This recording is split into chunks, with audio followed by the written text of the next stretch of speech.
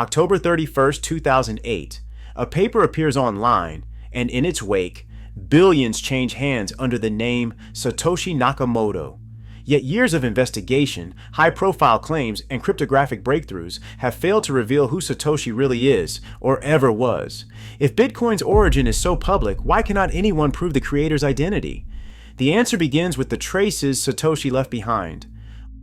On October 31st, 2008, a 9-page document appeared on the cryptography mailing list. Its author, using the name Satoshi Nakamoto, described a new kind of electronic cash, decentralized, trustless, and immune to censorship. The white paper, titled Bitcoin, a peer-to-peer electronic cash system, set out the framework for a network that would run without banks or central authorities. Just over 2 months later, on January 3rd, 2009, the first block of this new system was created. Known as the Genesis block, it contained an inscription: The Times, 3 January 2009, Chancellor on brink of second bailout for banks. This message, embedded in the block's raw hexadecimal data, anchored Bitcoin's birth to a specific moment in history. The code and the blockchain were now real, open for anyone to examine, but the person behind the pseudonym remained hidden from view. Satoshi Nakamoto's presence can be traced through a series of digital footprints, forum posts, code commits, and a trail on the blockchain itself. After the launch, Nakamoto maintained an active role on Bitcoin Talk and the cryptography mailing lists, engaging with early developers including Hal Finney and Gavin Andresen. The first ever Bitcoin transaction, recorded in January 2009, sent 10 Bitcoin from Satoshi to Hal Finney, a gesture that remains preserved on the public ledger. Over the next 2 years, Satoshi's pattern of activity became a benchmark for attribution attempts, consistent technical language, unique email headers, and a strict avoidance of personal details. In April 2011, Satoshi's final known communication arrived, a brief note to Gavin Andresen saying, "I've moved on to other things." Since then, the addresses linked to early mining, identified by Sergio Demian Lerner as the Patoshi pattern, have remained untouched.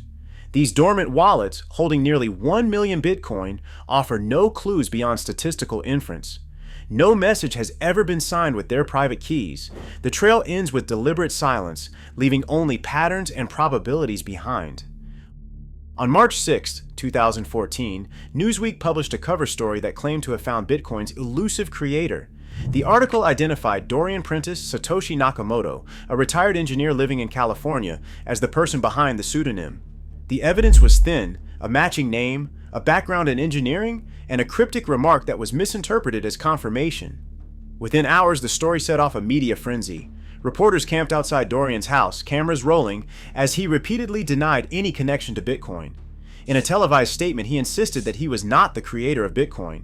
The backlash was swift. Critics pointed to the lack of technical links, the absence of a digital trail, and not a single cryptographic signature. Newsweek's claims unraveled under scrutiny, and the magazine issued clarifications. The episode left Dorian publicly harassed, and it made the public wary, underscoring how circumstantial clues and surface-level matches can mislead even seasoned journalists. Craig Wright, an Australian computer scientist, stepped into the spotlight in 2015, claiming to be Satoshi Nakamoto. Over the next several years, he staged demonstrations and presented documents he said would prove his claim.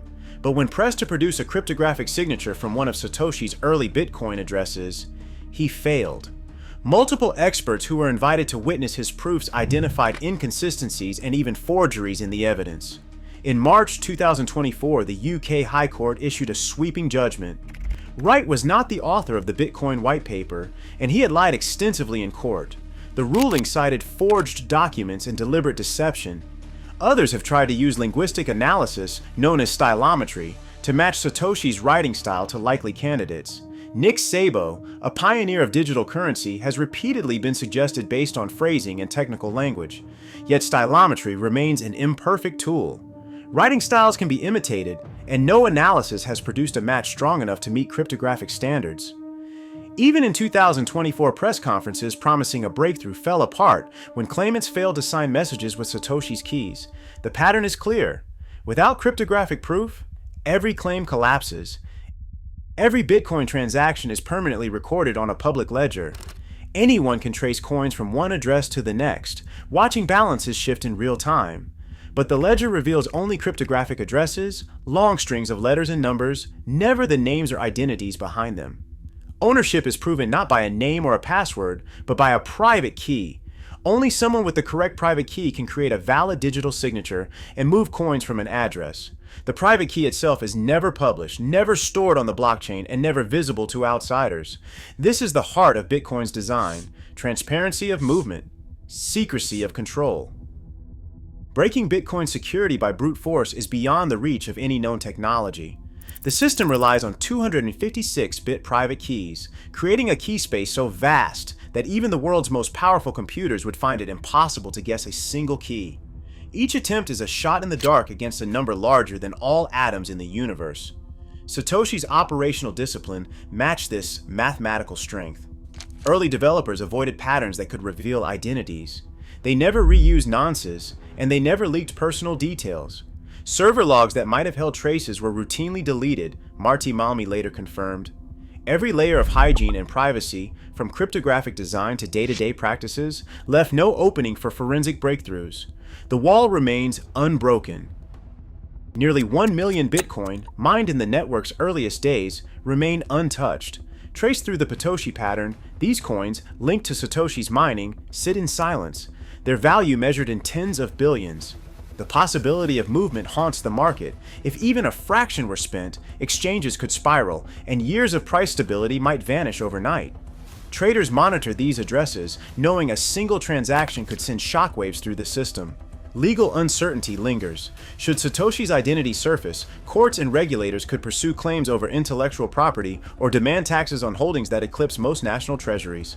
Lawsuits, asset freezes, or retroactive regulation are real risks. For those who prize privacy, the stakes are higher still. Exposure could bring pressure from governments or criminal actors, especially as Bitcoin's reach expands. Yet the question of identity cuts deeper than law or markets.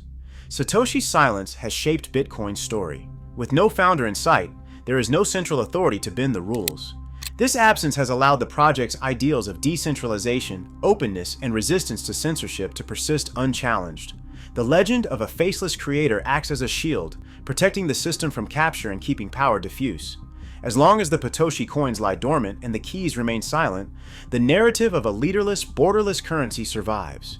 The uncertainty endures, and with it, the mystery at Bitcoin's heart. Bitcoin's code runs, its creator remains invisible.